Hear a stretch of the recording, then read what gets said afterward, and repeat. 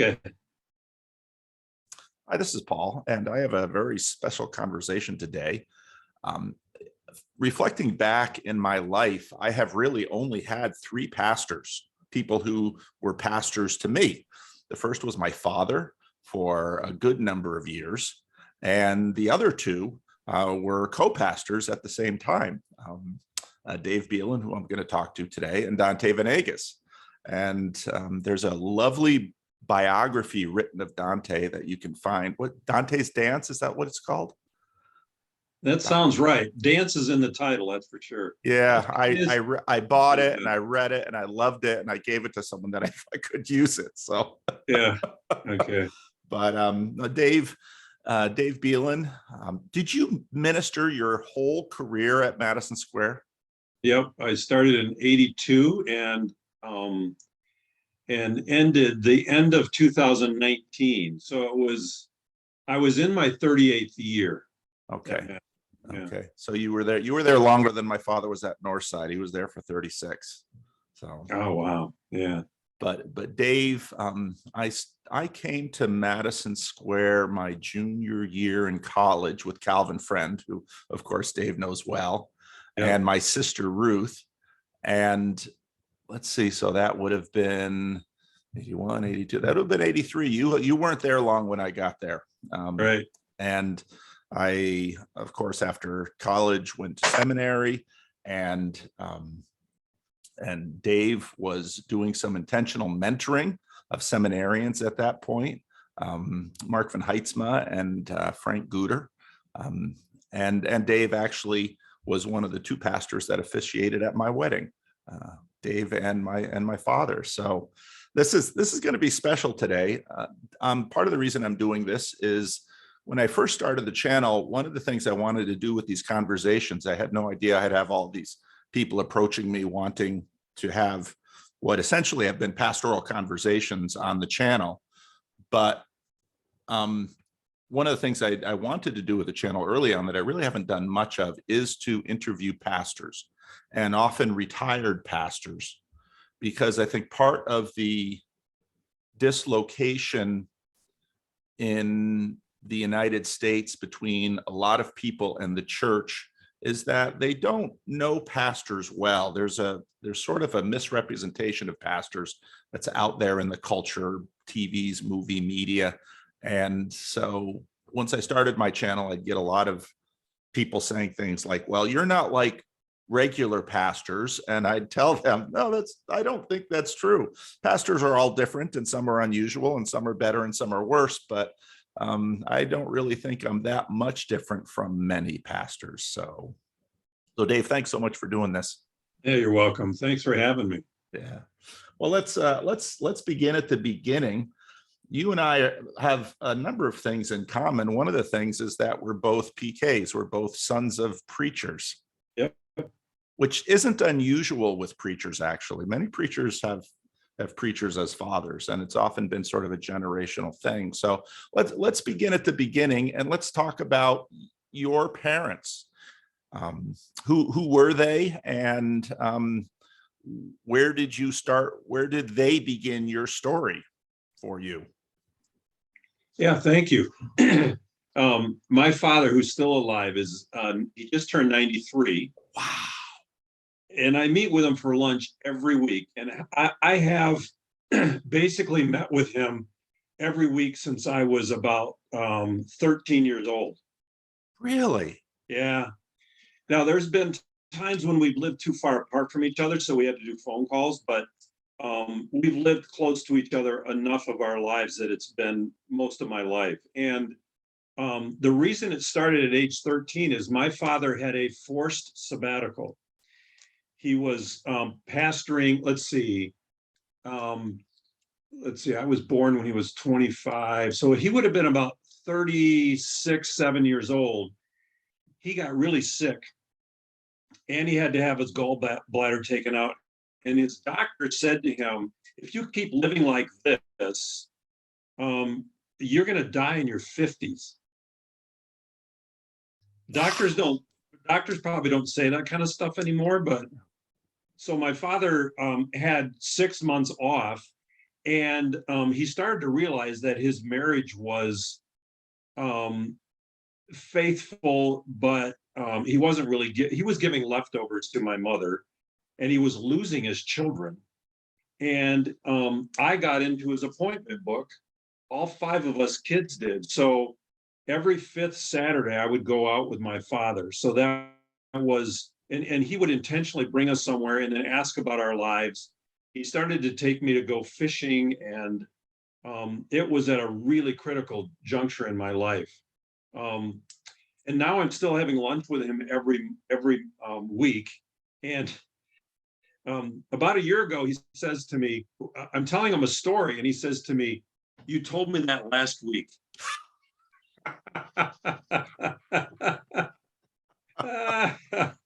So, he's, so let me tell you a little bit more about Did he say, if you keep living like this, you're going to die in your 80s,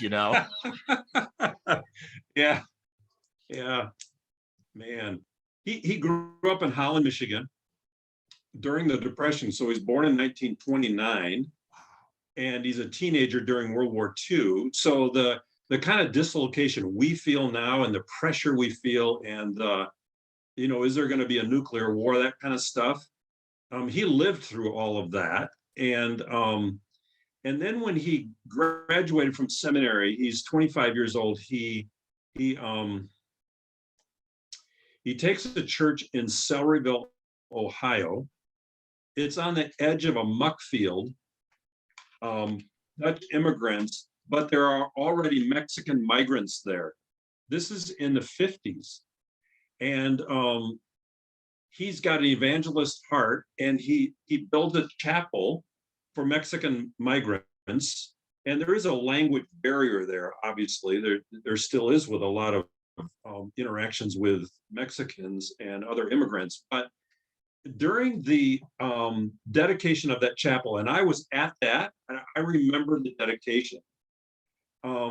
He said later it was a bittersweet thing for him, because he realized that he had made these relationships, and now they were going to basically part ways.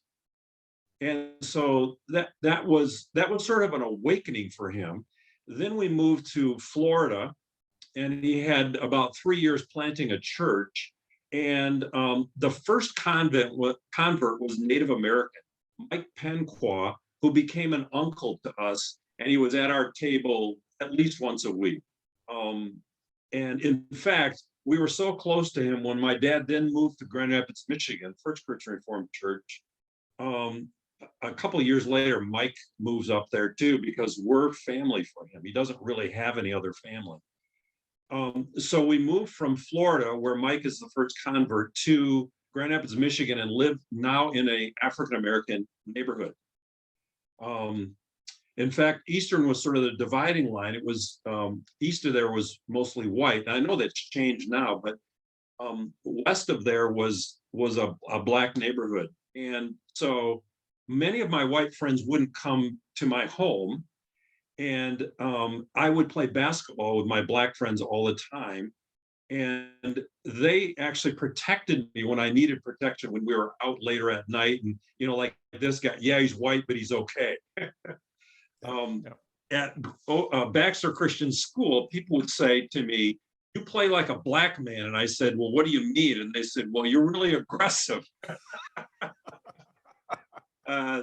Like, get this rebound and all that kind of stuff. So anyway, my black friends actually said, how come you can play in the winter without any gloves on? And I was said, "No, my ancestors must have played hockey in Northern, Europe or something." So that's, now it's forming and shaping my life. When I'm 13, Martin Luther King is shot on April 4, 1968. And we had just gotten a television. There was no television in our house until I was 13 years old. And then my father's upstairs, and I go upstairs to get him. And this is a famous point in my life, because he starts to weep. I'm sitting on the floor. He's standing there. We're watching Walter Cronkite tell the news. And I noticed little little spots on the carpet next to me. And it's his tears. He's looking, he's not wiping tears away. They're dripping off his chin. And I had never seen him cry before. Now he may have cried, I just didn't witness it. So it was the way I talk about it is those tears evaporated, but they were like seeds in my soul.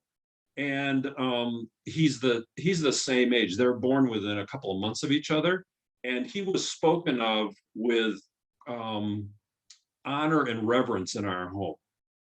So we had those kind of conversations when I'm 13 years old, and that happened on a Thursday. On Sunday afternoon, I'm marching with my dad downtown, and they have bullhorns, and their white and black pastors are praying together on the steps of the city hall. And so I'm witnessing that too. The other thing that was very unusual about my father is he would go to a black barber.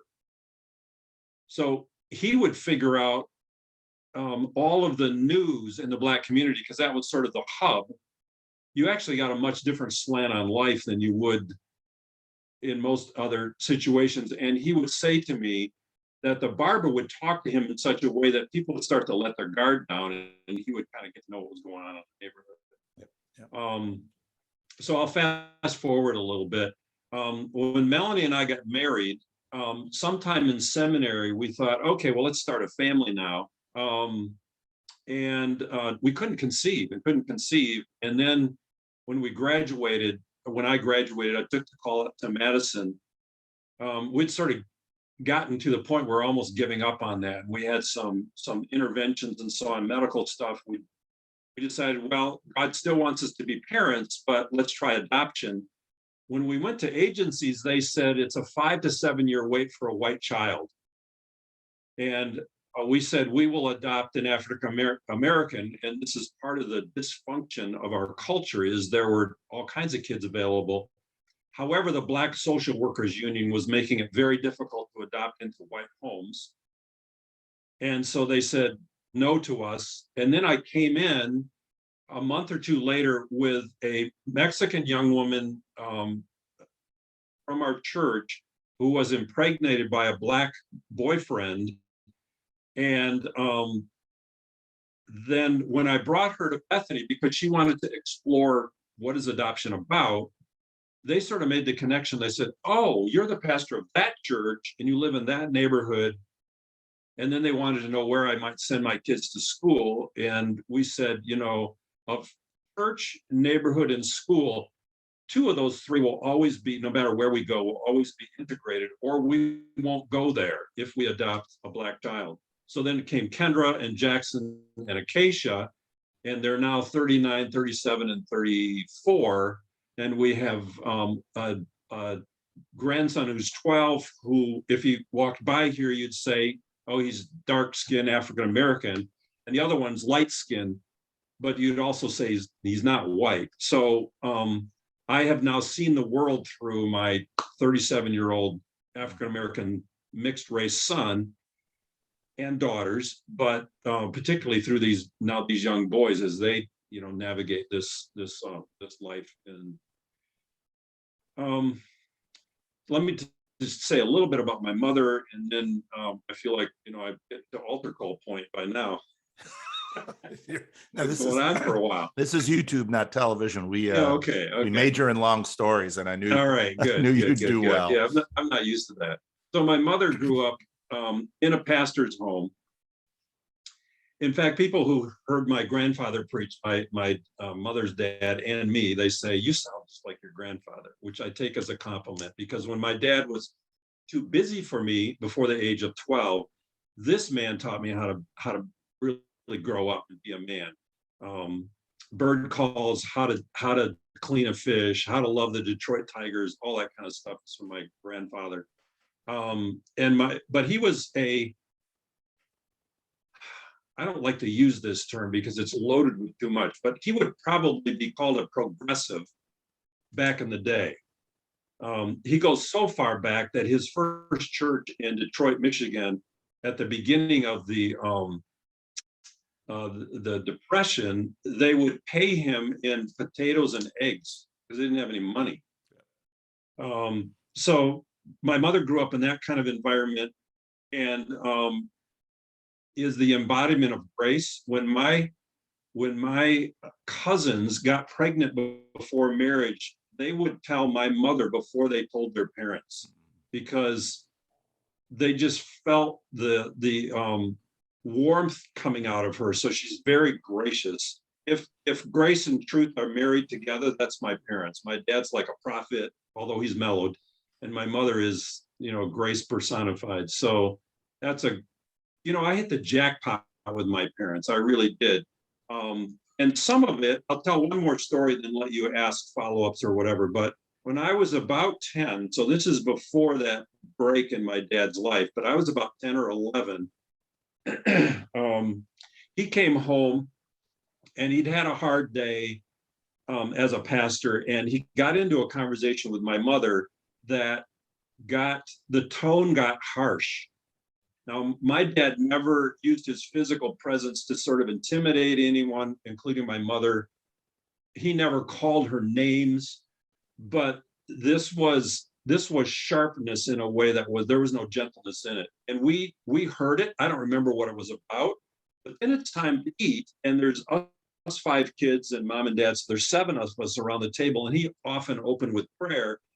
And he said to my mother, Mary, I had a hard day. I took it out on you. That was unkind and wrong of me. I need your forgiveness. And then before she even answered, he looks at us kids and he said, some of you overheard it. That's not the way I should treat your mother. I need your forgiveness. So when I look back, I cannot quote one of my dad's sermons, but I just quoted you word for word what he said to my mother and to us as kids when I was 10 years old. The next time he preaches a sermon on confession or forgiveness, I am not rolling my eyes in the 5th row. I'm actually listening. So he was the same in the kitchen as he was in the pulpit. And when he wasn't, he would own up to it. Now, he was way too busy before I was 12 years old. And he's got his own idols that he needs to confess. And he's done that. But I don't think I would be a pastor were it not for experiences like that. I might not even be a believer, but I wouldn't be a pastor. I'm quite sure of that. Yeah. Well, tell me about your faith formation growing up. I mean, you started out with that because what you just said was, I think, integral. But for a lot of ministers' kids growing up, the ministers' kids always sort of had a reputation sometimes for wildness. Oversexed and underloved. But obviously for you didn't have a negative image of what a pastor was or should be. How did that impact? When did you make profession of faith, and what were some of the things around that? Yeah, that's interesting. I as a child, we actually have pictures of me with a little table that's tipped like a pulpit, and I have a Bible there, and my 2 sisters are there, and one of them has a plastic doll. There's no guy. I'm doing a baptism of a single mother. At age, 8 or 10 or whatever. And, you're going to follow in your dad's footsteps was fine with me until my dad wasn't available to me when I was 10, 11, 12, 13 years old. And then that switch happened. And then we moved at age 14. So in other words, my faith is vibrant as a kid. I love Jesus. I feel close to him, especially out in creation. I read like crazy. I'm always reading, including the Bible. You don't have a television. Right, exactly. No screens in our home. And then when we moved at age 14, I was actually getting involved with a wrong group of friends in Grand Rapids. And if I had stayed here, I think I would have been down a pretty dark pathway. But I hated moving. I'm 14. I have to break into a new school. I just had started 10th grade. And then we moved to Muskegon. I had to break into this new friendship network. Who am I angry at? Well, my parents, who say we're following God's call. So now am I angry at God? And then for the first time in my life, I go through depression. It's not clinical, it's circumstantial, but it's pretty deep. And that's where God met me. I read a book called Love Is Now by Peter Gilchrist. I should go find a copy of that. I don't have it now, but it's what God used for me. I'm in the living room. My mother's sitting there too. It's a Sunday afternoon. I start to cry. She notices it. I don't want her to notice. She gently asks me what's going on.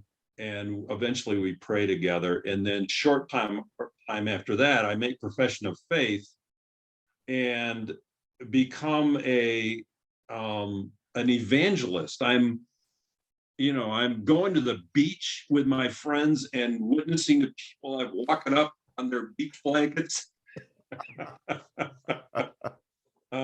Leading youth group. I'm speaking in chapel. I was on fire. I was like, let's go. So, and then I had another, I had an intellectual doubt challenge in my first year of college where Marx. You went to Calvin? Yeah, right. Karl Marx, B.F. Skinner, behaviorism, and Freud. So I get these explanations of human behavior or why you believe what you believe. And I hadn't been exposed to it before, and it rocked my world. And I was drinking too much beer. And so I was free of it. When I went to college in 1972, you could get drafted, you could drink beer, and you could vote. You can still get drafted and vote, but you can't drink beer anymore, at least not in Michigan. And because I wasn't sure if I was a believer, if I believed what I used to believe, and is this really mine? It's pretty easy for me then to do things I wouldn't have done before. So, Last Chance Bar, which is still there on Burton, was aptly named a bar. It was just, I just drank too much. So that's going on. I could have gotten a lot more trouble, but anyway, I went home. And my father, Christian Reformed pastors, especially then, didn't have altar calls. He had an altar call. And I couldn't help myself. I'm in the front and I'm weeping and I feel like I need to come home spiritually. So it wasn't a very long period of time, but it was dark and devastating for me. But then it was a recommitment, and I don't really think I've wrestled with doubts since. That doesn't mean I don't. My wrestling mainly is with the slow pace of my sanctification. If the Holy Spirit, right? I mean, if God is so strong and I'm supposed to just live out who I already am, how come I still have some of the same sins that used to bug me when I was in middle school? Yeah. So yeah. I want to add a few comments here, because most of the people who watch this do know nothing of the Christian Reformed Church. Muskegon is a town on the coast of Michigan, on the Big Lake, as they call it in Michigan. And so there are beaches there. It's a vacation place there. Profession of faith is sort of like confirmation. What you do often when you're a teenager, you're baptized as an infant, and profession of faith is sort of your first adultish move of owning the faith. So I just wanted to add those comments for Catholic, Orthodox, skeptic listeners who mostly comprise this channel. Let's talk a little bit about your call to ministry. So you obviously had a sense of it when you're preaching on the beach in Muskegon, Michigan. But also, often for ministers' kids too, that's a little more complicated, especially after you've read a little bit of psychology, because wait a minute, is this can this really be from God, or am I just sort of playing out the psychological roots of my upbringing? My grandfather is a pastor, as mine is, but on my father's side, my father is a pastor, and can there actually be a God who is doing this, or am I just sort of following along the line, working out my psychological issues via the poor Christian Reformed Church has to get the brunt of it, but. Well, talk to me a little bit about that. So you started college, you had this time of doubt, and you had to wrestle with, really some rites of passage things. I mean, okay, you're 18, you can be drafted, you can drink, you can vote. You have to figure out, okay, how does God fit into this? So talk to me about that sense of calling and how it developed. Yeah, interesting. That's a good question. So my freshman year was when this last chance bar altar call thing happened. The next year, so half my way through my sophomore year, I have applied to UCLA because I want to get out of West Michigan.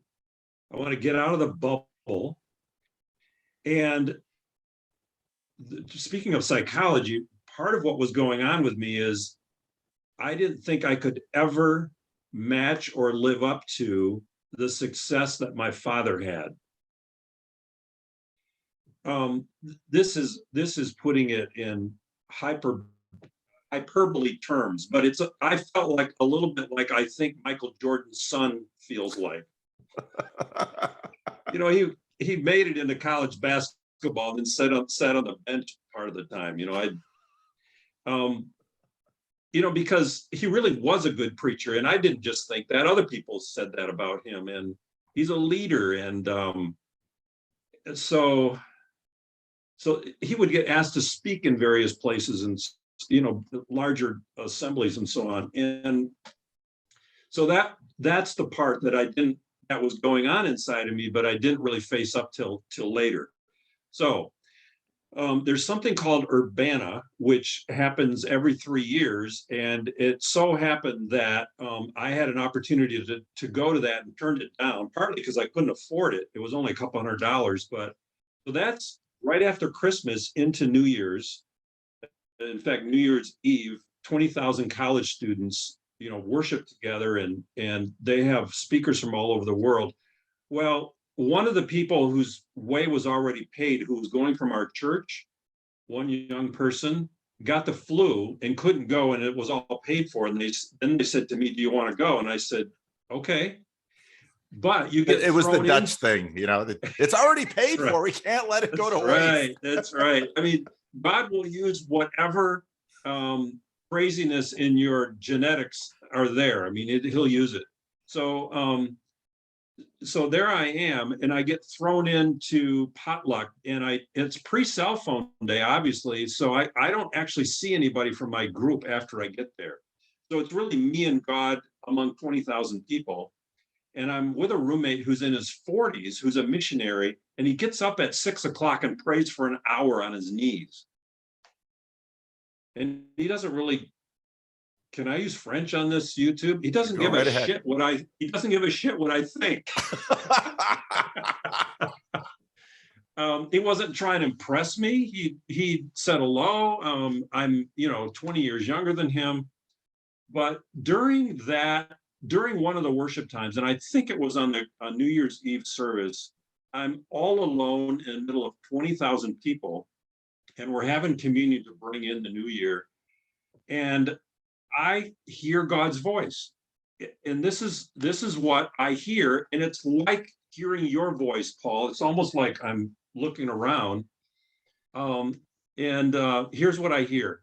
There's lots of good reasons not to go into the ministry as a pastor. That your dad is a pastor is not one of those good reasons.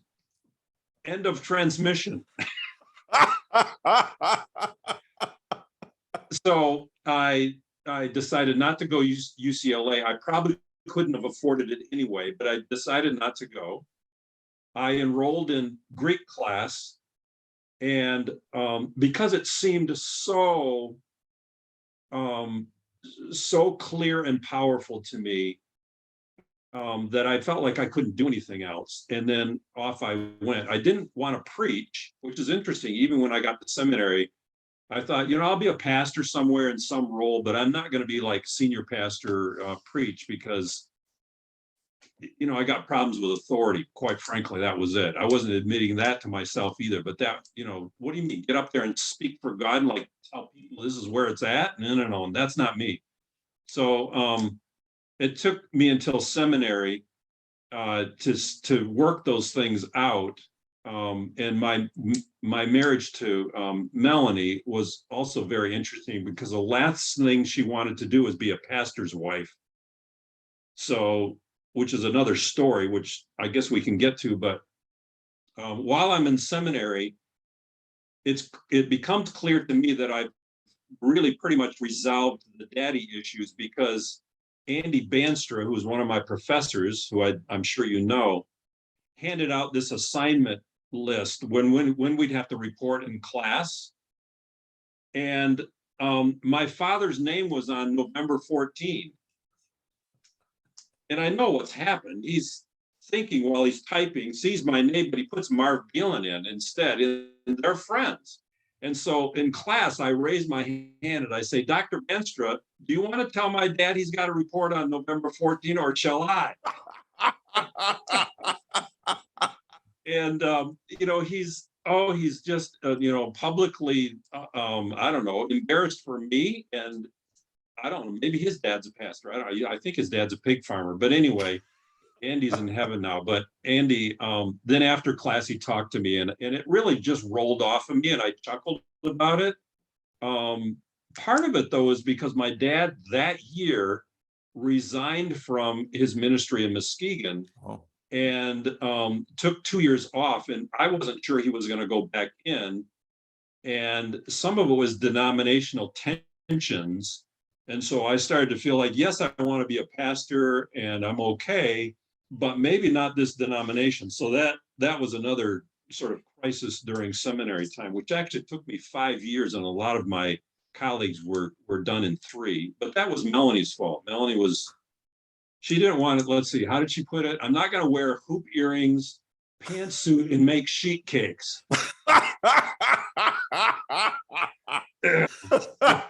You'd have to live through the 70s to understand all of those references. Yeah. I get it. Yeah, we're old. Yeah. Yeah. So actually, it was a year-long internship. So now I'm going to get into it a little bit. And her problem was, I've seen too many church leaders, elders, and pastors whose children didn't get enough of their father and whose spouses didn't get enough of their husband. Usually it was husband in those days. And our internship proved to her that I would put her first. So we both had Monday off and I never did anything on Monday except hang out with her. And I actually had the pastor, my supervisor, who's a pastor supervising my internship, more than once asked me to help him to do something on Monday. And I said, I won't do that. And he said, at one point, he said, I will write you up for this because I need you to help me. And I said, I can't because I have a commitment to my marriage. I didn't say to God, that seemed a little, it was, but so that proved to Melanie that this was, plus she watched me and she said, you're called to this. But here's what I had to do. I had to promise her before the internship, and I wasn't willing to say this unless I meant it. I said to her, I won't bug you about this for the 9 months we're on internship. If at the end you really still feel like this is not for us, I'll figure I heard God wrong. Because I knew she was, we're already married, but I knew I was called to marry her. And I also felt like I was called to ministry. And because I grew up in a pastor's home, if she wasn't on board or if I had to drag her across the line, this was not going to work. So she had to be genuinely, the way I put it is, I figured I was creating too much static in her prayer channel. And I had to quit and shut up and trust God. And I didn't ever bring it up. And we started dating on Mondays, but also Thursday night was like our coffee hour. which we actually have kept doing through our entire marriage, thanks to her. And she was convinced I could be the father of our children and actually make this work and do boundary setting. And I had learned from my father's mistakes too, but anyway, Melanie, one more story about Melanie. You might know this story. It's like a famous story. I preach at this church 4 or 5 times, and I'm on a duo with Ben Ritter, who's a classmate of mine. And a duo mean we either one of us is going to get a call. So the last interview includes Melanie. And we started talking about gifts and what do you like to do? And I'm a vocalist, so I sing. And then they turned to her and they asked her the wrong question. They said to her, "Do you play the organ?" And her response, just like this, is, "The only organ I play is my husband's." There's 6 people interviewing us. 3 of them laugh and 3 of them do not laugh. And I already know the vote is going to be like 3-3. So I get in the car. We're toward the end. I get in the car. I said, "Melanie, I can't believe it." And she says, "Look, if they can't handle that, we don't want to go here." Oh, my wife. Yep. No, I do. I remember that story. You told it multiple times at Madison Square. It's a lovely story in my view. It's not a story you forget, especially if you're a seminarian. Yeah. So talk to me a little bit about what seminary was like for you. Well, Melanie was, speaking of Melanie, she was a teacher. Actually, the first year I was an RD, a resident director in the dorms, and Calvin Seminary and Calvin College are on the same piece of property. And I was teaching a speech course at Calvin University as a 22-year-old. My speech professor went on sabbatical and he needed people to pick up his courses. And I had already taught it as a TA with him. What was his name? Del Nijkamp and Tom Ozinga. Ozinga. They both taught this. Okay. But anyway, I taught that. So I was teaching and I was doing an RD and I was going to seminary part-time because I was just trying it out because I was married to Melanie. And she's teaching school full-time. The next year, I go to seminary and I'm not teaching anymore, and we're not being RDs. We only did that 1 year. That didn't work in our marriage very well. I can imagine. Yeah, but the last year, especially of seminary, I painted houses, interior and exterior, during the summer and on breaks, but the rest of the time I could devote the entire time to studying. And I found out I loved seminary. Now, the other thing that happened that was really key to this is in my senior year at Calvin College, John DeVries, who's also now in heaven, but he would come and preach there, and he preached a sermon on Sabbath keeping and what a delight and joy it is, which I hadn't heard much of. And he said, "I challenge you to pick a day of the week. Sunday's probably your best choice, to just be in relationship with God and other people and just enjoy life, make it a real Sabbath." And he said, "I challenge you, and I think your grades will go up." Now, it wasn't a promise. So I decided, I'm going to do this. And one Monday, I had 3 exams on Monday. So I had to arrange my week, including even Friday night and Saturday morning and Saturday afternoon, so that I could not open a book on Sunday. My grades did go up, and I kept that practice all the way through seminary, and which was also really key in Melanie figuring out, maybe this boundary setting can work actually. But it made my seminary way more enjoyable than I think a lot of other seminarians experience. And I didn't care if my grades went down because of it. Now, they went up for the most part. Church order, I got a C- in, but I've since learned that you need to know some things about church order. Yes, you do. Policy. Yes, you do. So I didn't have a very good professor, though, bless his soul or bless his heart. How do you say about people that have passed on? So seminary was fun for me. I made relationships. I met Dante, the co-pastor you talked about in the very beginning, and he would ask me to pray with him. And he was I'm older. He was, significantly older than you were. 19 years older than me. And a lot of, especially if you read his biography, which I recommend, it's a wonderful book. But he actually, he and my father had crossed paths, Spanish Danny in New York and Patterson. So he had a lot of, we'll probably get into your relationship with him, because that's another big part of your story, obviously. But I didn't know that you had met him at seminary.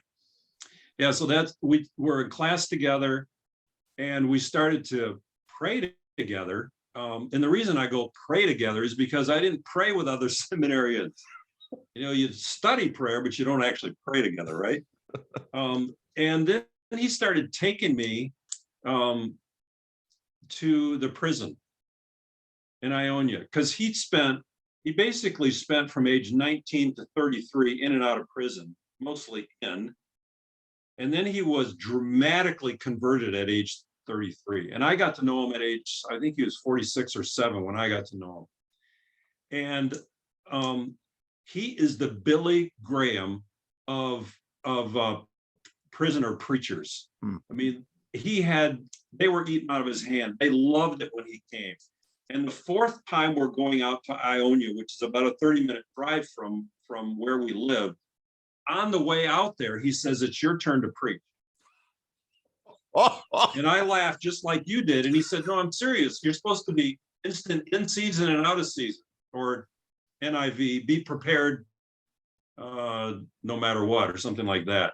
So I opened my Bible and I'm thinking, okay, now what do I do? How about, where does it say in Romans, "You are not your own, but you belong"? Because the prison is called Ionia. So I did this play on words, and God says Ionia, which, I mean, it was sort of a typical Dave Beelen play on words. I don't know what you call that kind of humor, but it worked, except that you could feel how disappointed they were when Dante introduced me as the preacher. Yes. Right?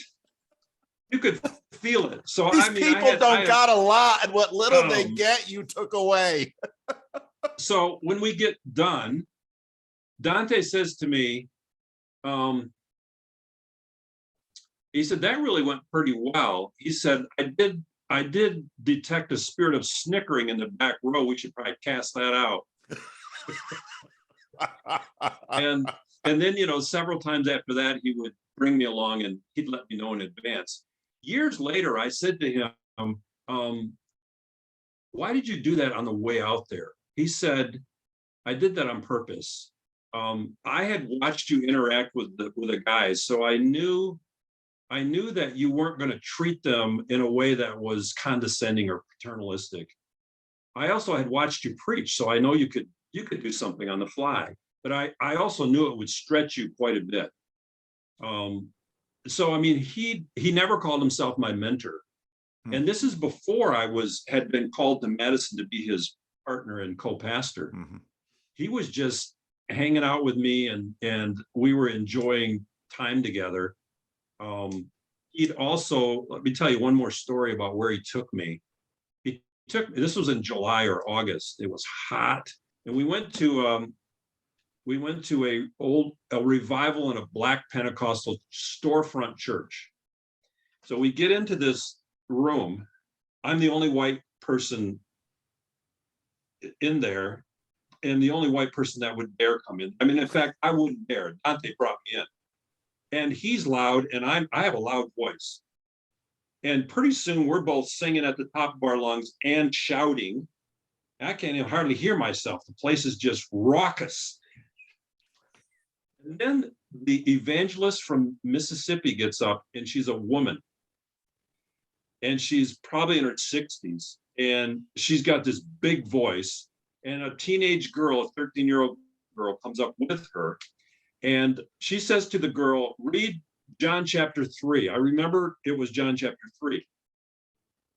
She reads 4 or 5 verses, and the evangelist says, stop, to the girl. She just stands right next to her. She preaches for 5, 6, 7 minutes, and she's starting to get cranked up. And then she goes to the girl, read on.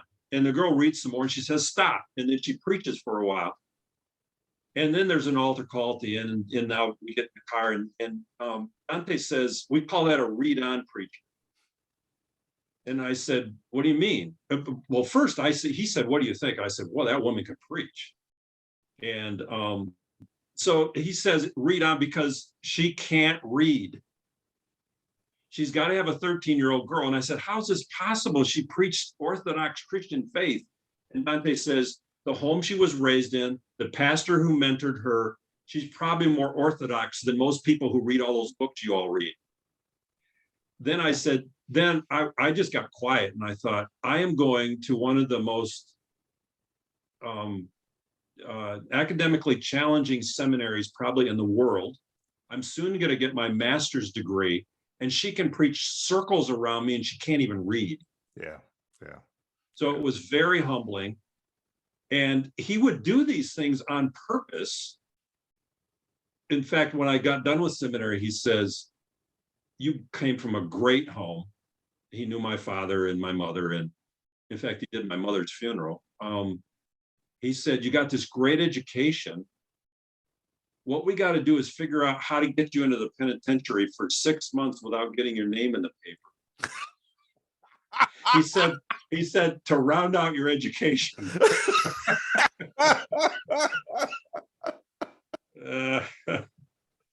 Let's talk about how, so you made it through seminary. It took a little longer. You were able to calm your wife's anxieties about being a preacher's wife, and so then you get out of seminary, and obviously at some point you had this other duo that you were on.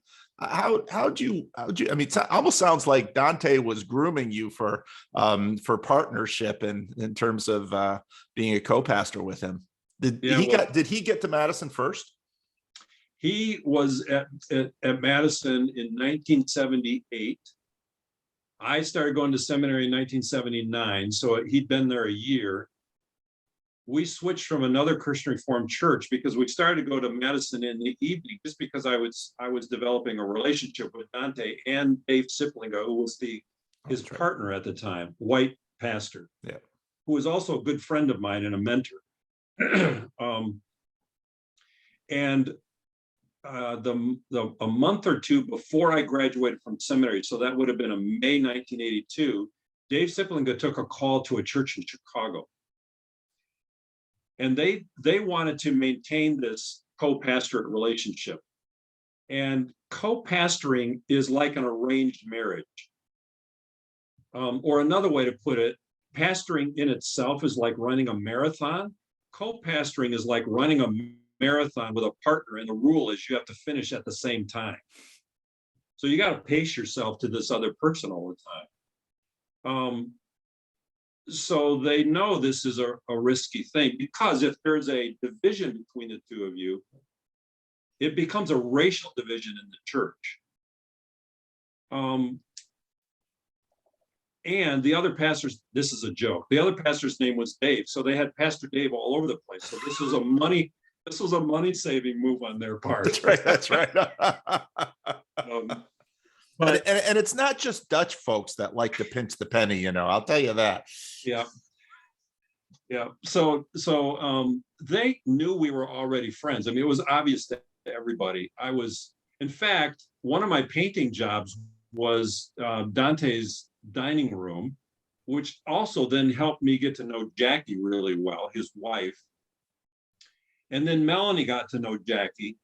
And so there was this couple relationship that was starting to develop as well. So I think there were 3 people they considered, might have been more, but the vote was, I think it was in July or August. I can't remember now. Anyway, I became the pastor in September, so that I had a one other call at the same time, and they were both in Grand Rapids. And here's the irony about that: a year earlier, Melanie and I were talking about, okay, where are we going to go? And we said we will go anywhere but West Michigan. And we've gone nowhere but West Michigan. And I think the Holy Trinity obviously listens to all this stuff, and they go like this. Did you hear that? Did you hear that? We're gonna fix them. So it was a surprise to me that I was there, and a challenge. Dave Sipling was really well loved by this congregation, and it was they were grieving, and he left in June and I came in September, so it was like 4 months. It was a challenge for me to fill his shoes. I remember the day I was there more than 4.5 years, which was how long he was there. Now, at least I was there longer than the previous pastor, and I was starting to develop my own relationships. I was also only 27 years old, and I would preach on things like marriage and children. It's like, I better stick to the word because I don't really know this from experience. That's right. That's right. Let's maybe we should talk a little bit about Madison Square, because that obviously not only was the place of your ministry, but every pastor who's been anywhere knows that pastors certainly form the church, but the church has really formed the pastor. And I should also mention, for a lot of the people who listen, that up until fairly recently in the Christian Reformed Church, the norm was that clergy would stay somewhere between 4 to 7 years in a church and then move on. Churches tended to be quite similar to each other, and pastors would go from one place to another. My grandfather, generally speaking, stayed 4 to 7 years. The church he spent the longest in was Owen Sound, Ontario, which was a church he didn't want to go to. And my grandmother and my aunt really did not want to go to Canada. But he very much felt called, partly because of the people were coming there after the war, and there was so much pain. And today we would look back at it and say, this was all trauma from these Dutchmen who had endured the occupation. Then after the war could leave the Netherlands, but they were coming to Canada just with all of this trauma, and this was just manifesting in their lives. And there's just a ton of pain and brokenness there. But my father spent 36 years at Northside in Patterson, and you spent your entire, at least pre-retirement ministry at Madison.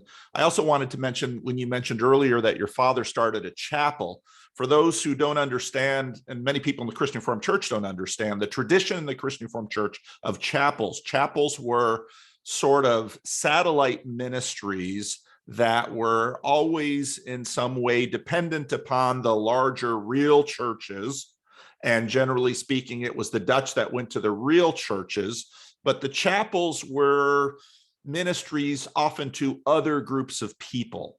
So, for example, when my father was called to Northside Chapel in Patterson, the chapel had been in Patterson for a number of years and had been a ministry of a number of Christian Reformed churches who geographically weren't terribly far away, but they understood they probably couldn't minister to the African Americans who were moving to the industrial north during this great migration. Warmth of Other Suns is a tremendous book. I read that book a few years ago, and I thought, my goodness, I'm reading my story in this book. Yep. But so chapels were sort of they were very much second tier churches. They weren't even considered to be real churches. And before, when my sister and I started going to Madison in college, my grandmother, Hiram's wife, Grace, told me, I used to go there sometimes when I was a kid, because there were muck farms over on Lafayette, which is just very close. There are celery farms there, and she told me how they keep these wooden planks over it because everybody wanted the celery that was white, sort of protected from the sun. And, all these, Grand Rapids, you have multi-generations and they go back. But tell me a little bit about the history of Madison, of Madison in its chapel days. And then, because a lot of the history of Madison, both the charismatic, I don't even know really a lot of this history. When I got there in college, I began to listen, and there had been some experiments in communal living that had happened. There had been some experiments in charismatic movements of the Holy Spirit. And of course, in the Christian Reformed Church, these things would have been very much, these are things that would have been very experimental, be very chapelish. So why don't you walk through a little bit of the history of Madison as a chapel, and then it becoming a church. And then it was actually during my college years that we really saw another transformation of the ministry with you and Dante. Things really changed. Yeah. So it was planted in 1912 in the same neighborhood that it's in now. In fact, little storefronts and so on. It has never moved from there. 1912. So I'm sorry, I'm getting my dates mixed up. I think it was 1914, which is also the start of World War I. In some of the Dutch-speaking immigrant churches in Grand Rapids, one of the pastors there was an evangelist, and there were people moving up from the hill country in the south, and they were going to Poverty Hollow, which was the informal name of the poor housing area that was right in Madison Square. It was on the other side of the track. So it was literally on the other side of the track, sort of like what you have in the South, right? There's the town, the white town, and then the other side of the tracks. Well, this is the other side of the tracks for poor white people, what are often called white trash in today's environment. And he wanted to reach out to them, but there's no way they would culturally fit, not just because of language, into the church that he was leading. So he wrote a book in Dutch about, it's called City Evangelism, Why and How. And that launched this ministry. And because it was a chapel, which meant that it was not subject to all the same rules and regulations, their first pastor was actually a woman. They didn't call her a pastor, but nevertheless, she was their pastor. And then there's another woman later. And in the 50s, we had a blind pastor. He was Reverend Dubois, or Du Bois, they called him. He was a graduate from Calvin Seminary. His wife read all of the texts that he had, except the ones in Braille, there weren't very many in Braille. So we have, we have women leaders and a blind pastor, probably who can't get jobs in regular churches. And then the neighborhood changes from white to black, and it gets integrated already in the 50s. It's small. It's the smallest church in our area of churches, called a classis. And it's got the smallest budget. In fact, when I became pastor there, our annual budget was $40,000 a year, of which 20 we would raise ourselves through offering, and the rest was gifts from other churches. I became pastor there in 82. So that's 12 years after they became organized, which is a technical term in the Christian Reformed Church for moving from chapel or teenage status to adult and organized status. So before that, you're unorganized, and then you become organized. And as one of our deacons, Marty Main, said, who you know, Paul, he said, we became organized and nobody noticed, including us. And the reason that joke is so funny is because it was so much fly by the seat of your pants. We didn't like committees. Dante himself, I literally never got a piece of paper from him. Nothing written, nothing typed. And if he were still alive, I wouldn't dare text him. I would either talk to him in person or call him on the phone, right? So he's old school, but he isn't just old school. He's very relational. And anyway, I got all stories behind that, funny stories, but Madison. So I started coming to Madison. Actually, the first time I visited there was 1975. Dante wasn't even there. I went on a Sunday night to hear a sermon about why women should be in church office and be pastors, which I had never heard one before. And it was in the little hole in the wall Madison church. And it was in an evening service. There were like 30 people there, but it was significant. And then, Melanie actually didn't want to go to the church that I was going to, a much larger Christian Reformed church, not a hole in the wall church at all. I'm not going to name it, but my dad had been the pastor there. So she was known as either Dave Beelen's wife or Marv Beelen's daughter-in-law. And I do not have the kind of wife who will be identified very long that way. So we had to find another church, and we started going to Madison, and they would pray for people, lay hands on them. We would hear speaking in tongues. Their bodies were as engaged in worship as their minds were. We started to fall in love with gospel music, even though I heard it as a kid. Now it was like part of the church. Dante's wife, Jackie, in my view, is the best piano player I've ever heard. Yeah, she's amazing. She's white and Dutch, but if you close your eyes and you hear her play, you'll swear you're in a black church. Yeah, yeah. Which is amazing. She doesn't express herself emotionally when she's speaking, but she sure does when she plays the piano. Yeah. And then there's a gospel choir, and while I'm in seminary, I am growing growing in my appreciation for this ministry, the ministry of the Holy Spirit, the ministry of healing. So it was as much multi-ethnic, or let me put it this way, it was as much charismatic, open to the Holy Spirit as it was multi-ethnic. But those two things together, plus it was aggressively evangelistic, which was what he would evangelize people as he's going through McDonald's order. I'm not kidding you. We would come up to the window and there'd be 3 people that would want to see him because he's speaking in English and then in Spanish, and he's got them all laughing, and then he invites them to church or whatever. It's just amazing guy. I don't know where maybe you should ask a question. Okay. Well, let's talk about some of the. I wrote a blog post a few years ago on these chapels because I really do think that the role of the chapel in Christian Reformed Church history has not at all been explored, and I think it's actually essential to understand the something deep about the Christian Reformed Church.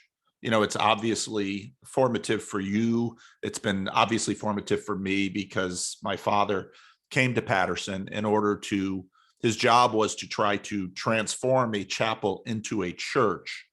And, but I didn't know hardly any of this until I began following this word chapel around.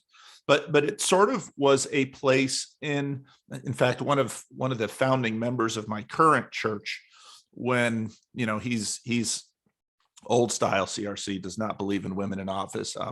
You know, a lot of the things that happen at our church, just, you know, it's kind of a crazy place, but he sort of tolerates it and blesses it because, well, he doesn't use the word chapel, but he just, well, that's kind of what this is, isn't it? It's always been that. And so these chapels and then the churches that they became were outliers for what was the establishment in the denomination. Now, a lot of that is gone, but there was, so people who, my sense when I got to Madison in the 80s was, even though, you know, I can't see through the eyes I have now, but this was a place where refugees of various different stripes, Northside was that to a degree, Living Stones is that to a degree. I mean, Black folks, lots of big Black churches around. And so if they wanted that, if that worked for them, they could certainly have that. And they didn't need to go to some slightly insane little church with a white leadership and, you know, have to deal with all the racial awkwardness that they're just going to have to deal with in, you know, a historically Dutch institution. But so it's sort of a place where misfits and refugees can find one another and build something different and new. And so for me coming in, I grew up in a chapel situation, obviously. And so, when my sister Ruth found the church first and then came and she said, this place is just like Northside. And Calvin, at that point, Calvin was my roommate and he had a car so we could get there. And so Calvin, of course, had his own history in the Christian Reformed Church, different than mine, but we started going there. And for me, of course, it fit. But there were elements at Madison. Of course, the African-American element, Northside was percentage-wise more African-American than Madison, just simply partly because Madison's in Grand Rapids. And eventually you had all these white people fled into the church from the rest of the denomination, students, in fact. But the charismatic strain, and then also, you could just tell fairly early on, because I began listening to people's stories. There was an emphasis in Madison about story, right? That this wasn't just the Heidelberg Catechism and doctrine. There was that too, but there's also a culture where people's stories matter. Madison, and I think people who have watched my channel for a long time might begin to figure out that, part of where Paul gets his stories from is Dave Beelen, because bring Dave Beelen onto YouTube and the stories just, pull the cork and out they come. That's right. But there's a spiritual value to that in terms of story. I think part of what pastors do is help people tell and shape their stories. And Madison, then the church is the place.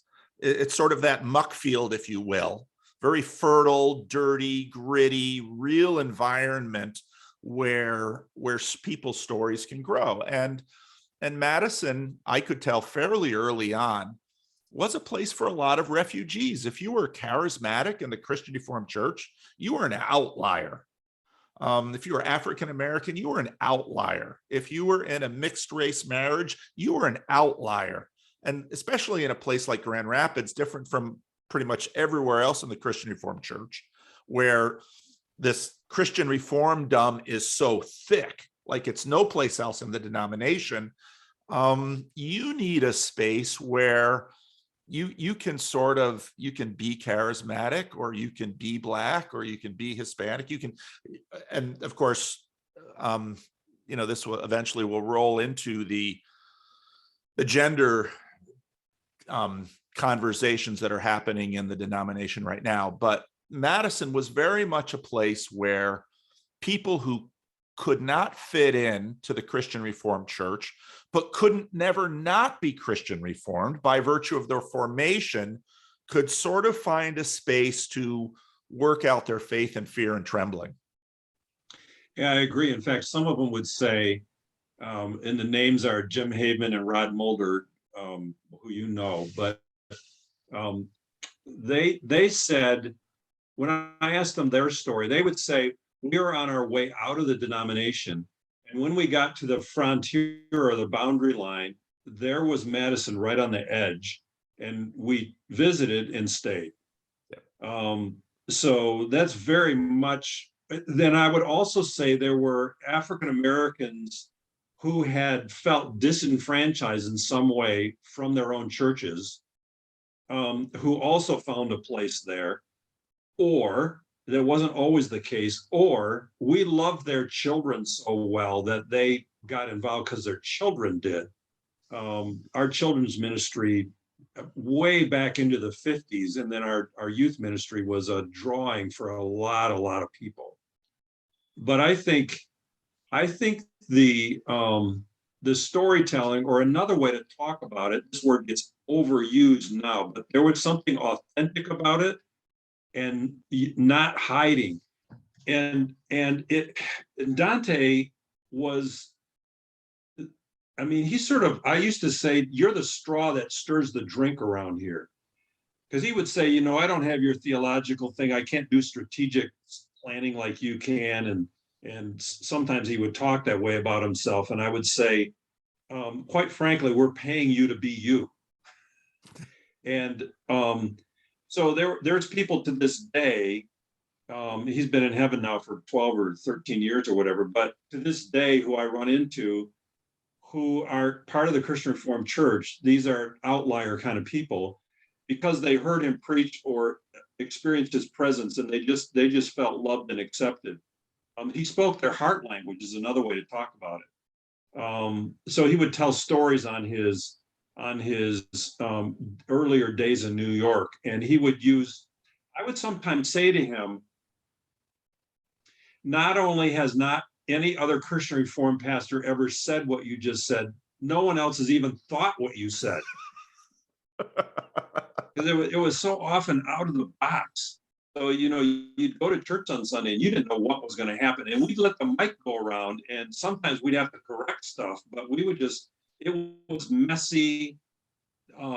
It was unorganized. It was, I think, for some people, very frustrating. We would, at the beginning, we never started on time. What is on time, right? In fact, that reminds me of here we go, uncork the bottle. The first time I preached at Madison, I hadn't been there in the morning. So I say to Dante, what time does church start? And he says, right away, when the Holy Spirit shows up. And I say, well, when do most of the people get there? So he says, oh, well, 10 o'clock or so. So because I needed to know what time to get there. So that was a month before. Let me finish with that. This was really, really, really formative to me. The day before I'm going to preach, so Saturday before, it was Memorial Day weekend. Pastors always hand off Memorial Day weekend, 4th of July weekend, right? And the Sunday between Christmas and New Year's. So I get Memorial Day weekend. And I'd never preached there before, and Dante and I are friends. We have no idea we're going to serve together, but he says, let's get on our bikes and ride down to church, which is about 3/4 of a mile away. So we ride down there. He said, I'd like to pray. And I thought it was mainly a bike ride with, like, maybe we'd go in the building or not and, pray. So we get there, and he opens the door, and he starts with confession. And I'm going to use the S word again in a minute. He's confessing, and he's going on and on. He's being very concrete. There's nothing abstract about this. And about halfway through his confession, I say to myself, oh shit, it's my turn next. I cannot be abstract after he just laid out, all these sins.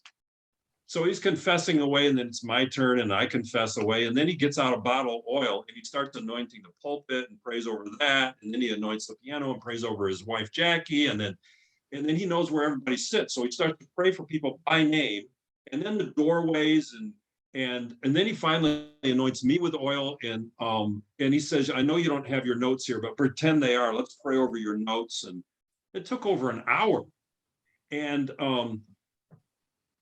when I came in the next morning, my mental map is God is present here. I can see the little shiny crosses all over the place.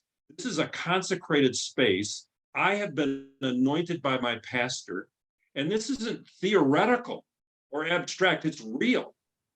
And so I enter one of those thin spaces or luminous spaces or whatever, and I started doing that every time after that before I preach. I would do the same thing he did. I would anoint all the doorways. So I've basically been doing this for over 40 years, and it's prepared me.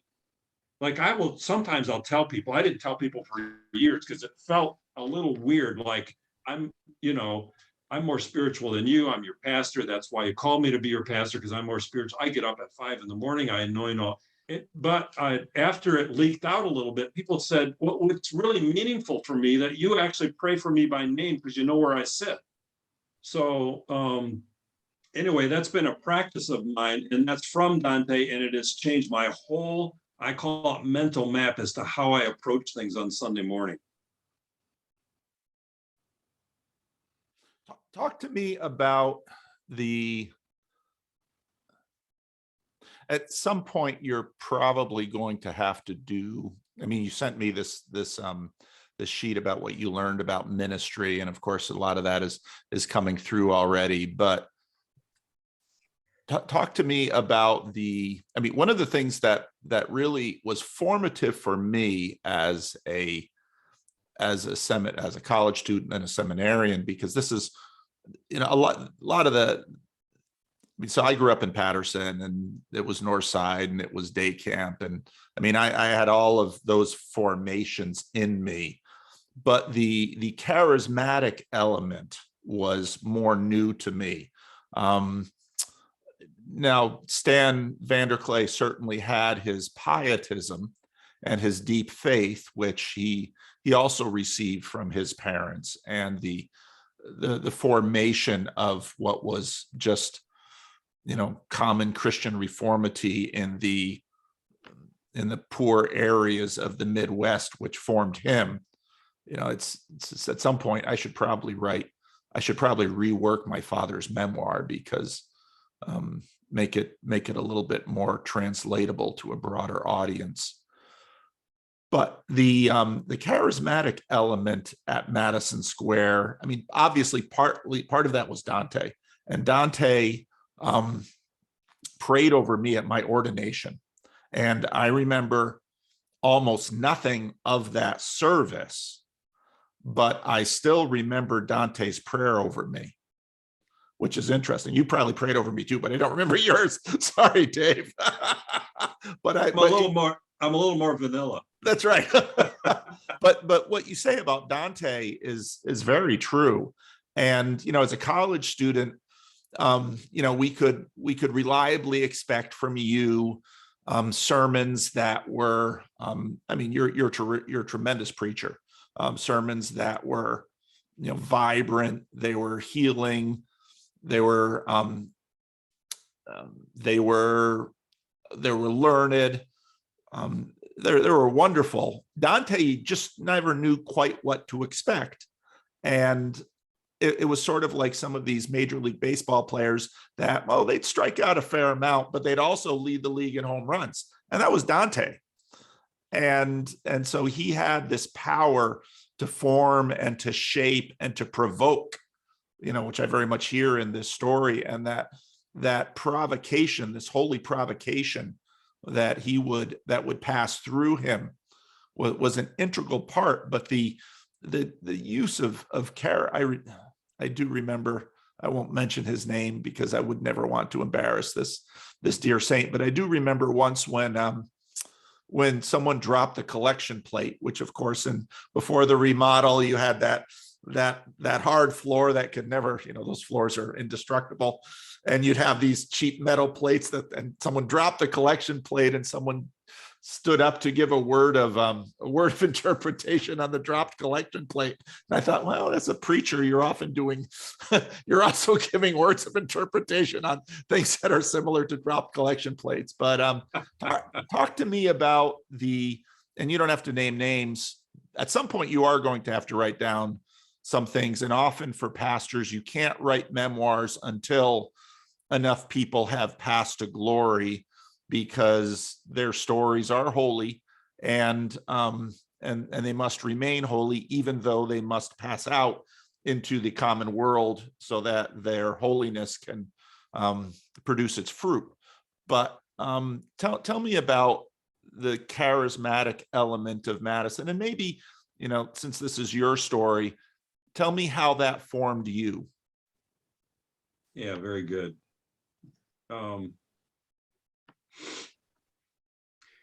My father already welcomed it in his ministry. So although it didn't seem to get much of a beachhead, at Madison, before Dante was there was already the previous pastor, Virgil Patterson, was also Black, and also he was not Pentecostal. He was PCUSA, Presbyterian Church of the United States, or the USA. And then, but he was charismatic. So, in fact, he resigned because of racism in the Christian Reformed Church and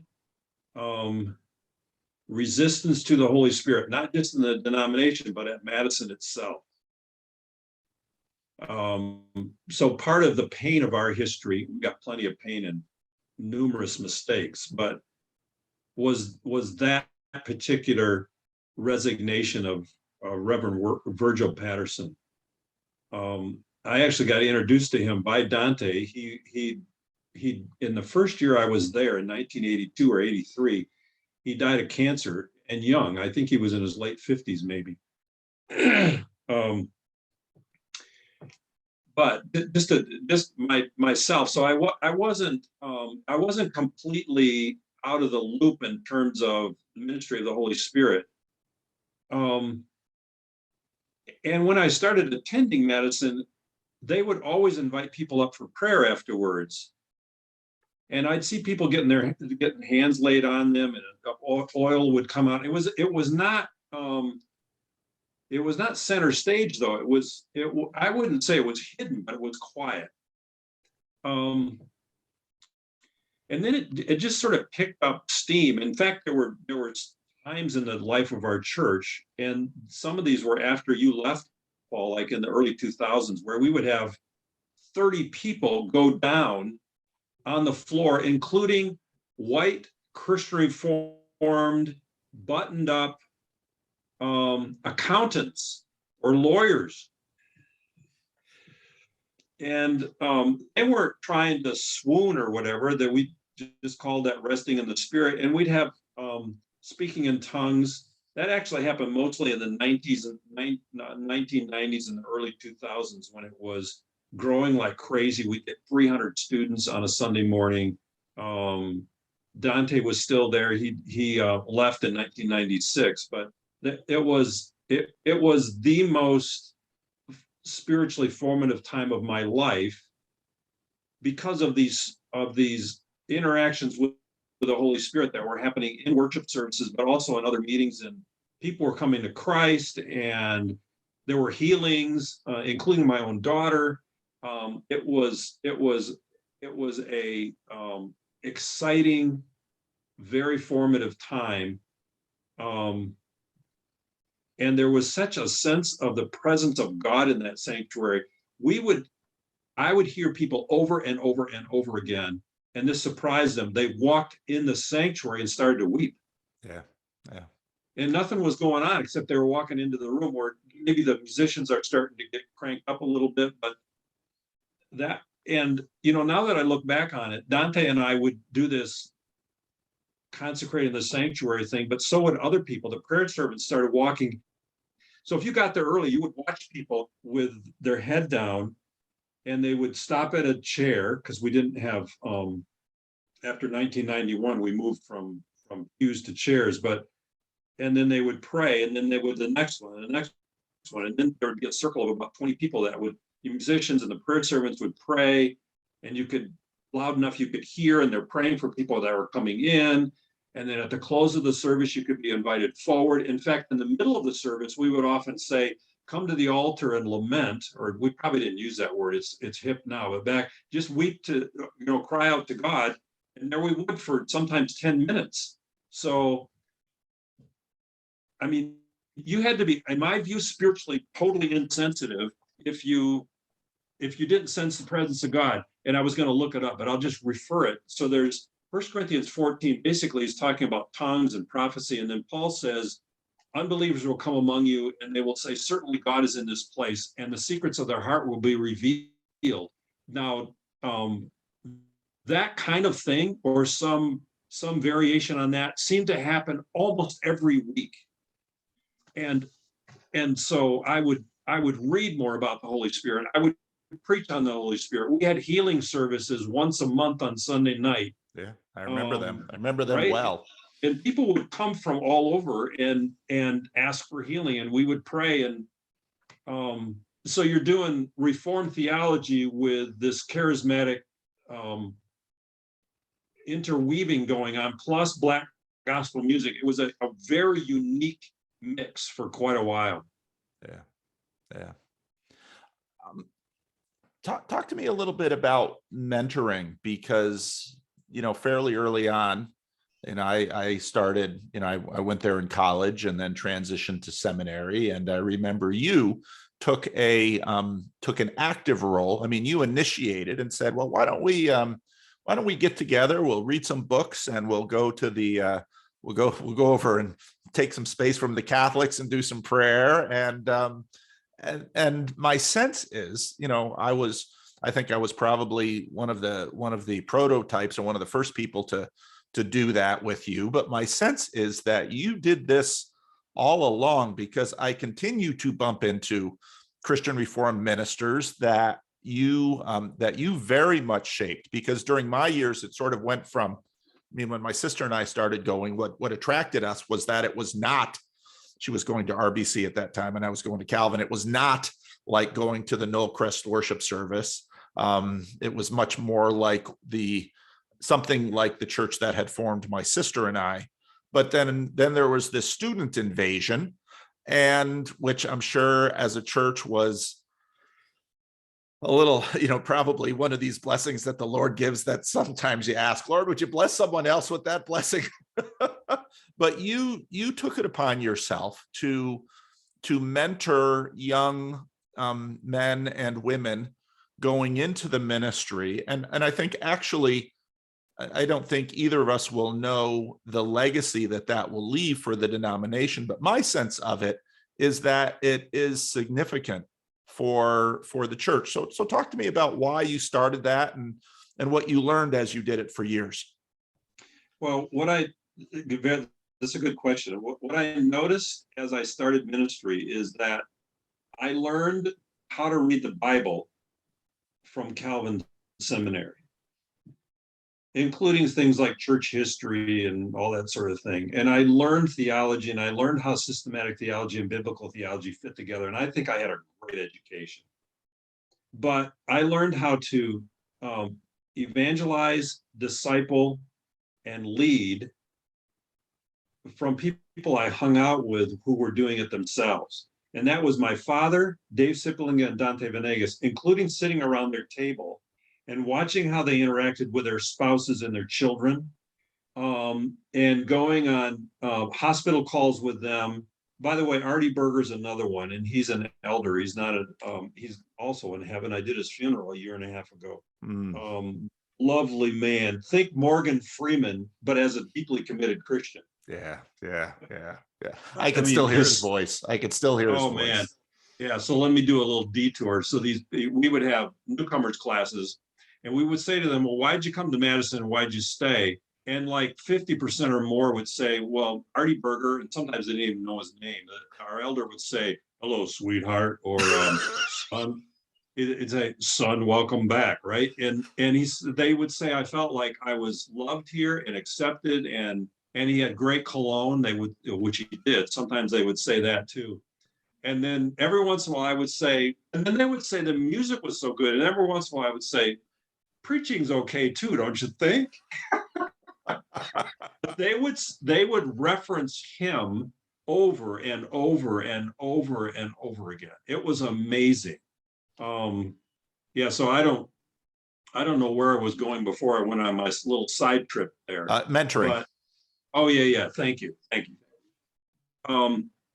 So I noticed that my dad taught me, Dante taught me, and Dave taught me, and it was kind of hangout. It was pretty informal. I don't remember ever reading. Well, my dad and I would read books together, but not Dave and Dante. They'd just take me with them when they went places, which I started to do, but I would get 8 to 10 to 12 seminary students or college students who wanted to be in this group. And I would say to them, I can spend some one-on-one time with you, but I'll do it at your request, and we're going to meet as a group.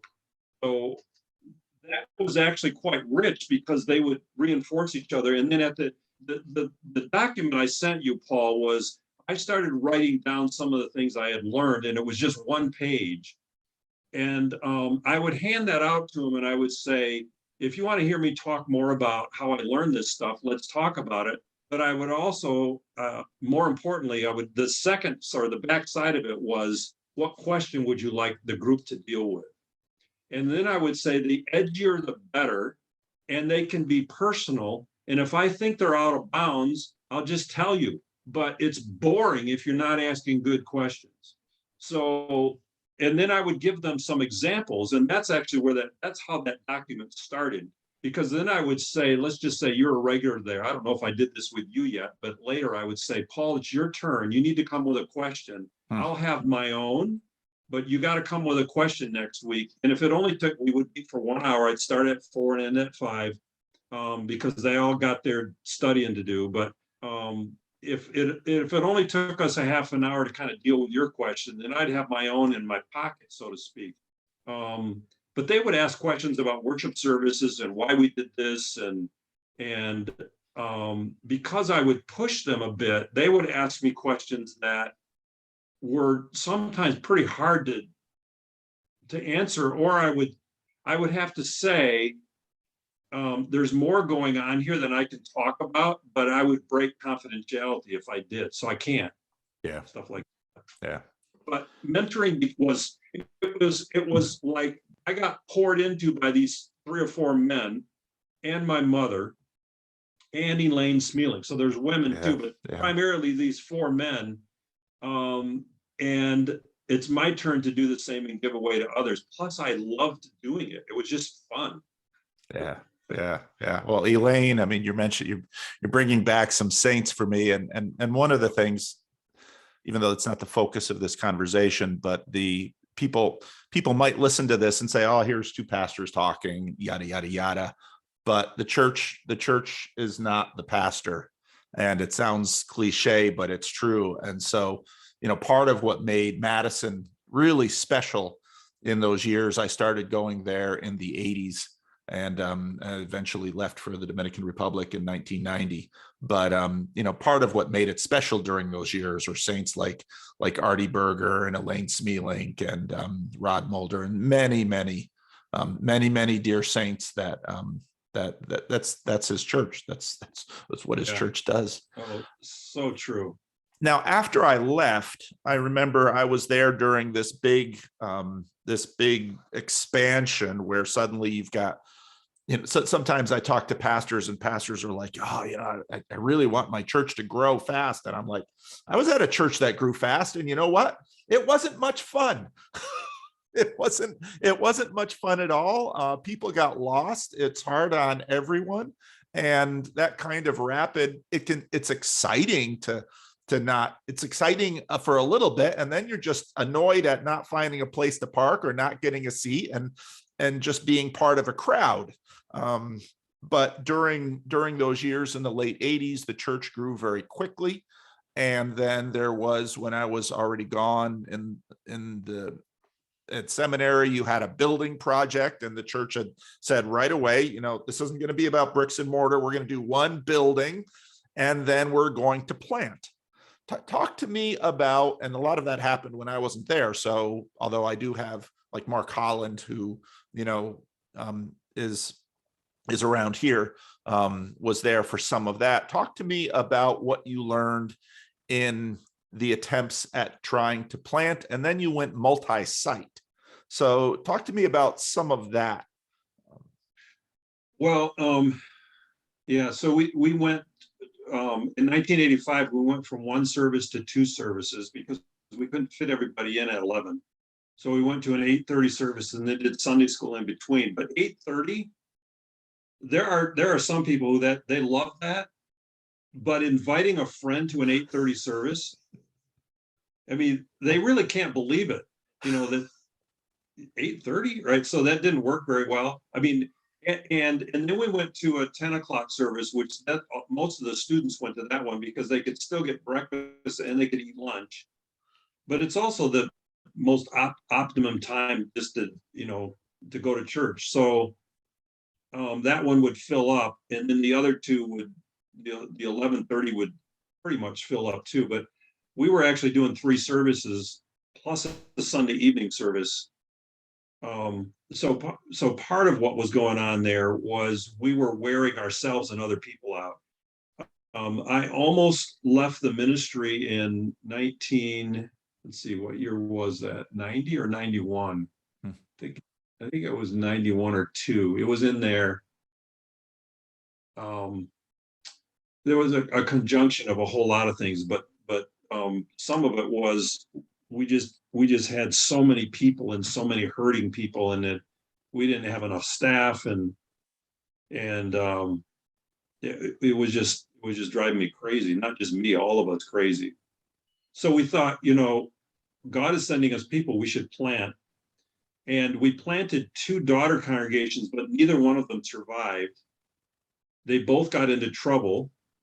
And so when the multi-site idea came along, part of the reason we do sort of the exit interview thing is they didn't get them enough personal, spiritual, I don't know about financial, but personal and spiritual support from us. And multi-site was actually a way of us being a lot more connected together and care for one another and still to grow. I have mixed feelings about multiple services and multiple site. I have a very strong sense that we have to plant churches. I think church planting, like Tim Keller's work on church planting, I feel like shouting when I read his stuff on church planting. And if you don't, to make it real simple, and I think he uses this analogy, I'm not quite sure. If you have an apple orchard, the ultimate goal of an apple orchard isn't apples, it's other apple trees. And if you're not planting new apple trees, your 80-year-old orchard is eventually going to not produce any apples either. Yep. And there's certain, when you plant a church, there's a group of people or a niche that church will reach that yours won't. So, and if you wait until churches are ready to plant, you won't plant churches. So you have to have leadership that shoves people out and says, the people who are already here are not our only priority. Right. There's this priority too, and they have to be balanced. One doesn't get more than the other. And so I think if multi-site is the only way your church is going to plant, I'm okay with it, but I think it's got built-in problems. And I don't know that I necessarily want to talk a long time about that, but I'm not a big flag waver for multi-site or even multi-services, because we really had 3 different churches meeting on Sunday morning. Yeah. And trying to pastor, we would, on Sunday morning, our highest attendance was over 1,500, and the building didn't seat more than about 470. So we were maxing out these spaces. And there's a vibrancy about cramming people in, but it's an event you attend more than a community you belong to. And, I think Jesus is going to welcome me in because of the blood of the cross, but there might be a little purgatory conversation I'm going to have with him about some stupid things I did. Surprise! You got a lot of things right. There really is a purgatory. Dutch people seem to spend longer time in there, just so you know. Well, the Catholics will enjoy what you just said. Now, one of the things that is recent for you is retirement. I'm not there yet. I've probably got 8 to 10 years before retirement, Lord willing. But talk to me about that, because one of the things that is clear through your story, and from what and at least from my viewpoint of you, is pastoring is very much who you are and what you do. And retirement then is if people don't like purgatory because they can't find it in scripture, neither can you find retirement. Yet this is something that we must figure out. And I've watched a variety of pastors do this, and I've seen them do it in different ways. So I'm curious to hear about your transition and your reflections on this. Well, mine was a little weird, but by the way, the retirement word, I refused to use it. I would talk about transition. And then once I would describe what transition meant, they would go, "Oh, you're retiring." So I would use transition, and I would say, I'm retiring from my role as senior pastor at Madison Church. I retired. My last day was December 31, 2019. I remember Ash Wednesday that year was something like February 26th, and we were talking about coronavirus and making jokes about Corona beer. And then a couple weeks after that, we do the 2 weeks to shut down thing. Yeah, the 2 weeks to end the pandemic. Right. So and then was it May? The end of May, George Floyd is shot.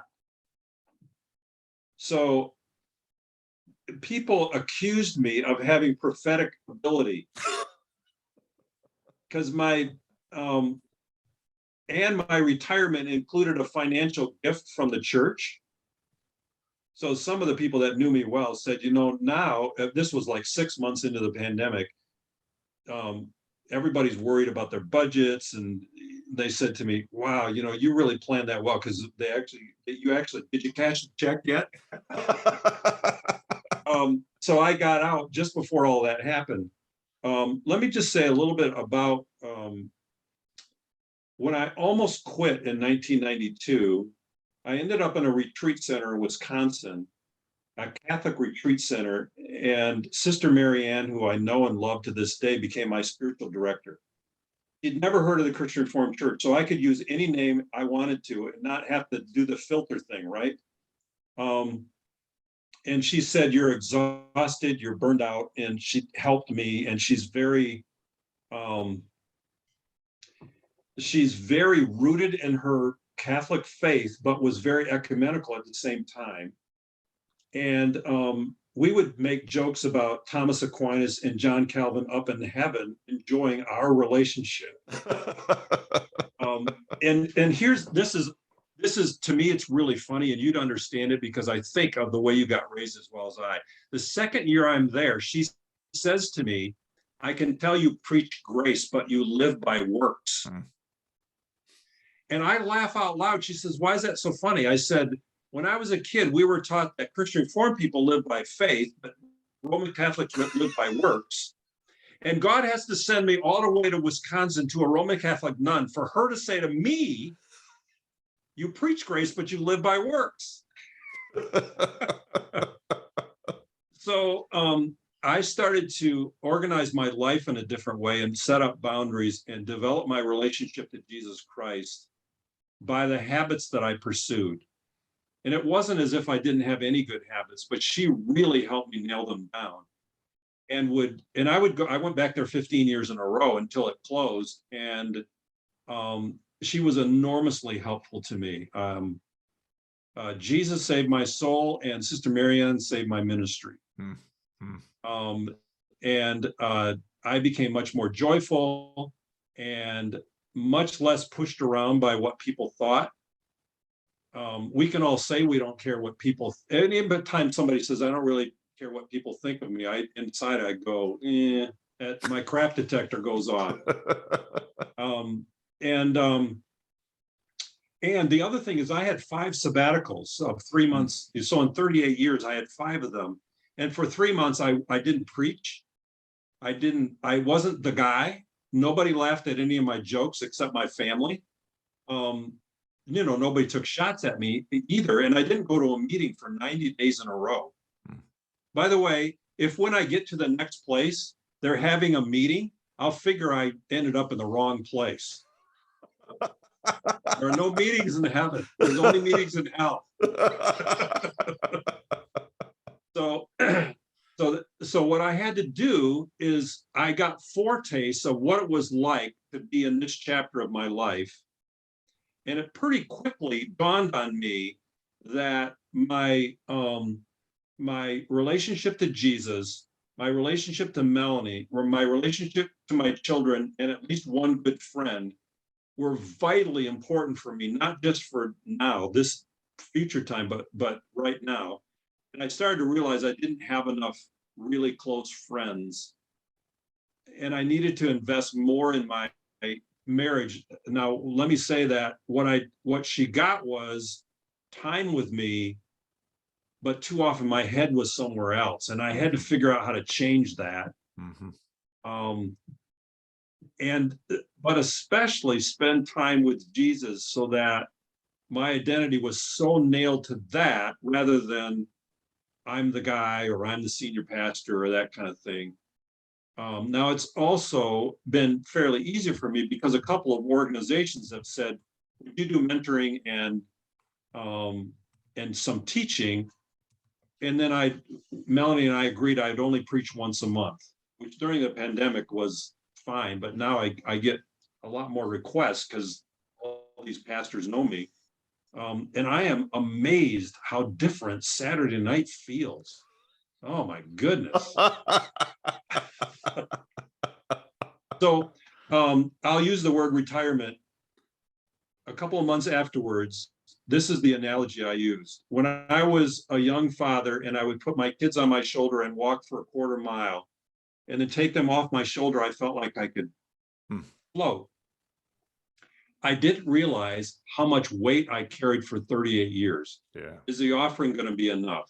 Yeah. Do I have to fire this person because they're not performing? And if I do, what kind of crap is going to hit the fan?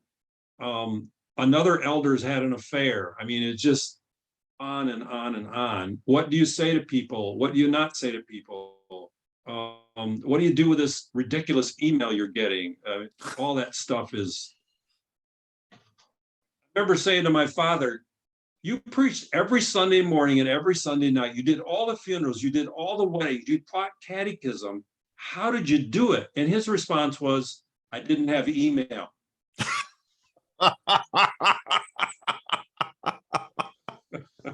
Great answer. It's a great answer. Well, I think we've covered at least an initial take of the waterfront, and you've been gracious, Dave, and allowed me to pepper you with questions. I always give a chance at the end of the talk. Is there anything you want to say or you want to ask me? Anything we didn't get in that you'd like to get in? Why do you do this? Why is it fruitful and fulfilling? Not this. Well, you can add that too if you want, but why do you do what you do? This YouTube channel thing. Well, I got into it because if you go to my channel and if you look for the Freddie and Paul show, that's how I got into YouTube. A member of my church who is disabled, who was a mook on, you know who Howard Stern is? Yeah. He was a mook on a local Howard Stern type shock jock. And you know, he's a white kid from you know, a couple of Dutch CRC parents who grew up in a black high school, and so loves to rap. And so he's kind of a mook on this rap station, and that all fell through at some point. And he says to me, "Pastor Paul, why don't you and me do a TV show?" It's like, so I didn't want. He'd every now and then he'd go down to public access, and that was not going to work into my schedule. And so I said, well, why don't I just take my cell phone, Freddie, and we'll do the Freddie and Paul show. And, you know, when we go out to lunch or, you know, after Sunday sometime, we'll just spend five minutes or so and we'll talk about sports, and he'll give a rap, and sometimes his mom will be on and sometimes his mom's boyfriend. And I mean, just do some stuff like that. And so we did that for a year or so. And you know, we had 10 or 15 people, sometimes 10 or 15 hits on the show, probably most of them him and me. And so then that's how I sort of got started into YouTube. And then people would, you know, I blogged for a number of years, and people would often say, you know, when are you going to write a book? It's like, how on earth do you write a book when you're, you know, pastoring? And I always blogged because and wrote on CRC Voices, partly just because, as you well know, especially now, you got all your ministry in West Michigan, which is special in some ways, but in other ways, if you're out here sort of on a frontier, some of us need to write or speak to process. And so I did that with blogging for quite a while. And then people would say, well, when are you going to write a book? It's like, and I soon realized that if I wrote a book, my mother would buy it, just because I wrote it. She might read some of it, but What's the point? Most of the people in my church don't read books, but they do watch TV, and not my church so much because a lot of them are quite old, but people do watch things. And so I started playing around a little bit more with YouTube when we had the Freddie and Paul show. And then Jordan Peterson came along, and I began to, first, this guy's giving lectures on the Bible in Toronto, and he had rented a 600-seat theater, and he's packing the place out, and they're spending $40 a head to listen to him. And I thought, well, is he some evangelical that's sort of been undercover at University of Toronto? And so you start listening to his lectures, and it's like, no, this is no evangelical. And I knew, Phil Reinders, you and I both know Phil. Phil's up there at Knox. He was up there at Knox and right on the U of T campus. And I thought, there's plenty of empty seats. And that's to say nothing against my friend Phil. And he's a wonderful preacher and a terrific pastor. And I have a world of respect for Phil. But if some of the best preachers I know can't fill their churches, why is this guy rambling about the Bible for 2+ hours and people can't get enough of it? And then I read in the comments section about how, well, they want to learn more about the Bible and they want to go to church, and they're going to Orthodox churches of all places. I thought something is happening here. And so then I made a video that basically talking a little bit about Jordan Peterson, because I knew there was also an intersection with YouTube. And so I did that. And then suddenly I had, before I had 15 subscribers for the Freddie and Paul show, none of them for the Freddie and Paul show. And then I had 300. And before you know it, I had 1,000 and then 2,000. And I thought I should keep doing this. And so it sort of replaced my blog in that I would do commentary on some of the stuff Jordan Peterson would do or other videos that I would see. I figured out how to do that. And then I also just would sort of talk out loud to let people, in some ways, I have to have an appropriate filter, but to let people understand some of the what I think about. You talked a little bit about a crisis of faith early in your college. Well, a lot of people think that pastors, a lot of people don't understand that struggle and faith go together, because it's not sight. And I started talking, and people started listening, and then people would write to me, email, and can we have a conversation? And so I'd be having I'd go for weeks and months without a really integral seeker conversation with someone who maybe they were raised in the church, maybe they had never been in church. The first Sunday after I did a video, my friend Rick comes into church. He's my friend now. He comes into church, gives me a little gift, and says, I've never been in a church before in my entire life, but I saw you on YouTube. And Rick is now sort of my partner in crime. We never would have got through the pandemic without Rick. And this isn't a dying little church. And, for about a year, he'd be coming to church. He says, I don't know what you're talking about on Sunday morning, but he does know what I talk about on YouTube.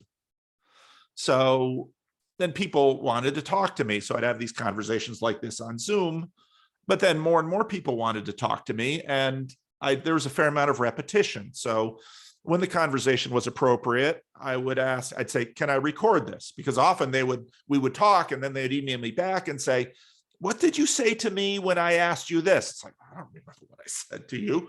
So I started recording it, and then I would send them the conversation back so they would have a record of it so they could refer back to it. And then with one guy, this is the first one, it was a tremendous conversation. And so I said, would you mind if I just posted this on my channel? He said, no, that would be okay. So I shared it on the channel. So then people start seeing that. Right. And then not only do they want to talk to me, but they want to talk to me because they want to share their stories. And so it just has kept growing. And I found, one of the things that Dante prayed over me was, that I would be an evangelist. And, I had, worked in the Dominican Republic with Haitian pastors, and I had worked at Living Stones, and we had a little bump, when I got there, of mostly Black folks who came in then after I got there. And I'm sure part of that was just the fact that I, probably more than a lot of other white CRC pastors, had a little bit more comfort and familiarity with African Americans and their story because of, how I grew up and what I had been through. But, then through this YouTube thing, suddenly then I start getting letters from people that are like, I was in this place and this was going on. And, I've found faith because of you. Mhm. I didn't anticipate any of this. Right. And so I still don't quite know where all of this leads, but I certainly see the fruit. Yeah. And so, my church is small.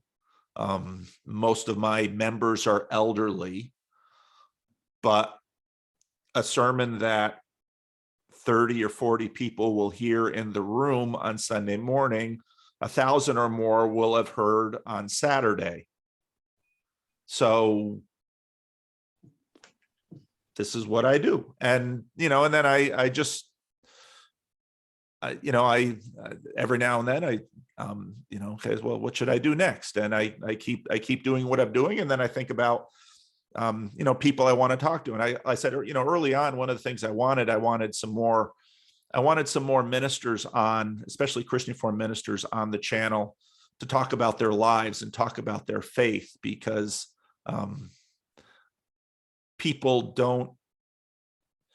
lot of people today have very little experience with the church, and a good number of people have bad experience with the church. And, nothing, I want this channel to be honest. So I don't want people to lie or cover up their thoughts or their feelings or their stories.